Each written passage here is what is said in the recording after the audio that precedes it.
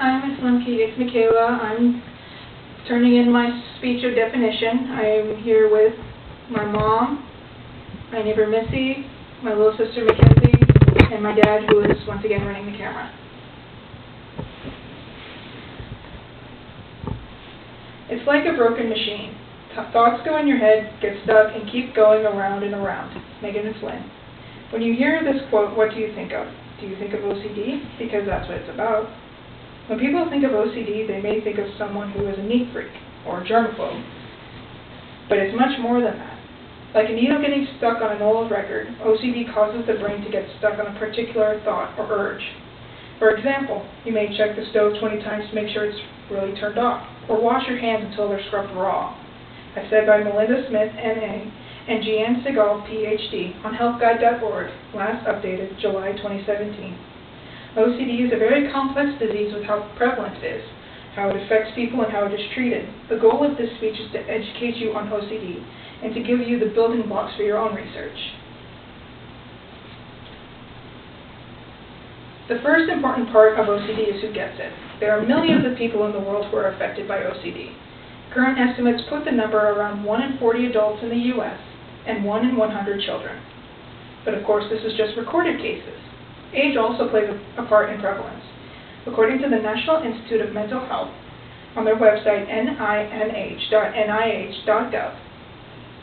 last updated January 2016, most people are diagnosed by around age 19, typically with an earlier onset in boys than girls.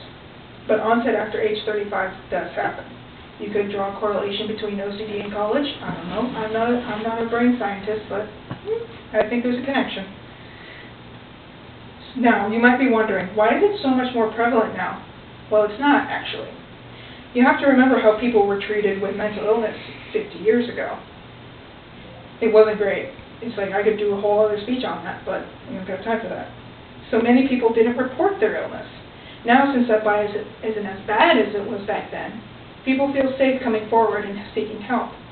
There is no known cause for OCD like many mental illnesses, but there are risk factors. These include genetics, individual brain structure, and functioning in one's environment.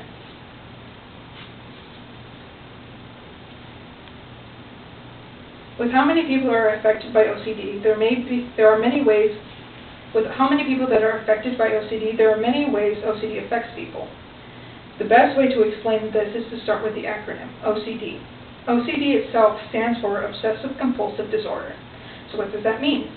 Obsessive Compulsive Disorder, or OCD, is an anxiety disorder in which people have recurring unwanted thoughts, ideas, or sensations, obsessions, that make them feel driven to do something repetitively, compulsions.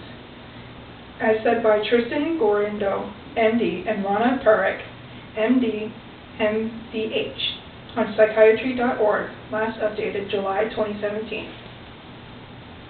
What this means basically is that someone has a recurring thought, an obsession, and this compels them to do a certain action, a compulsion. Now that might not seem so bad, but these obsessions and compulsions can be very disruptive to one's life. These obsessions come with an anxiety that something bad will happen, and the compulsions are a way of relieving that anxiety. An example is checking the stove 10 times before you leave the house, otherwise your family might die in a house fire. Now, it sounds silly, and most people with OCD do acknowledge that their compulsions and obsessions are ridiculous and kind of unrealistic. But that's just how their brain works. And it still gives them anxiety. The compulsion only relieves the anxiety for so long, which again leads to the obsession, and the whole process starts all over again. These compulsions can consume someone to the point that they cannot leave their house because of that fear. Now that is an extreme case, mind you, but a similar compulsion can be just as bad. So you can see how this can be such a debilitating illness.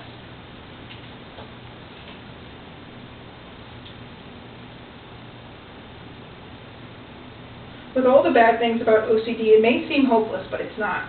According to the Mayo Clinic staff at mayoclinic.org, obsessive compulsive disorder treatment may not result in a cure, but it can help bring symptoms under control so that they don't rule your daily life. Some people need treatment for the rest of their lives. So yes, at this point, there is no cure, just as there aren't cures for many mental illnesses. But you can still treat it. Treatment for OCD can include many things, depending on the person.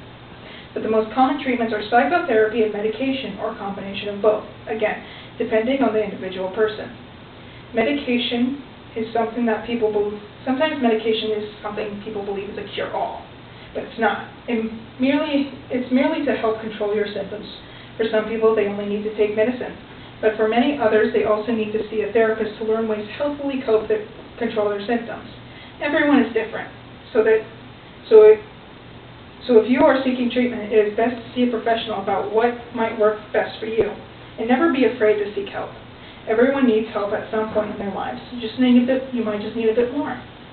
Living with OCD can be a nightmare. Take it from someone who has OCD. And let me tell you, it's not fun trying to deal with it alone. So if you saw this speech and think that you might have some form of OCD, go see a professional, because the only way it will get better is with treatment. If you know someone with OCD, support them, because it will help them, believe me. No one in the world is normal. If they say they are a liar. It's just some of us are more unique than others. All right, and now we will move on to questions. I have a question. Yes, Missy? You mentioned in the latter part of the speech about offering support for somebody who has OCD. What would be some examples of support? Some examples of support would be just kind of like not indulging in their compulsion. So saying if they say they have to check it because the house might burn down, it's like, oh yeah, it'll definitely burn down, you should definitely go do that. Don't do that, because you're just playing into that compulsion and that obsession of theirs.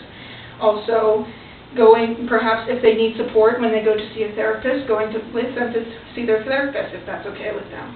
Or just being a good friend to them, not abandoning them because of their illness or because they're different, you know? It just comes down to just being a good friend to them and remaining their friend and just giving them all the support that you give, say, someone who was in the hospital for, some other, physical disease, you know?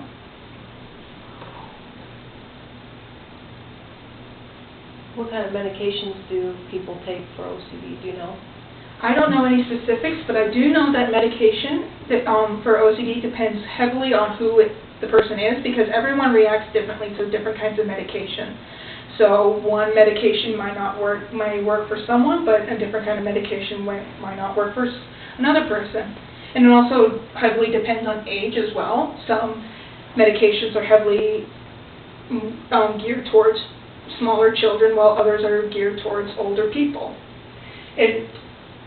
The best way to determine this is to go and see a psychiatrist, because they are the ones who deal with that medication and know its different effects and side effects and what medications will work for what illnesses. That's their job. All right.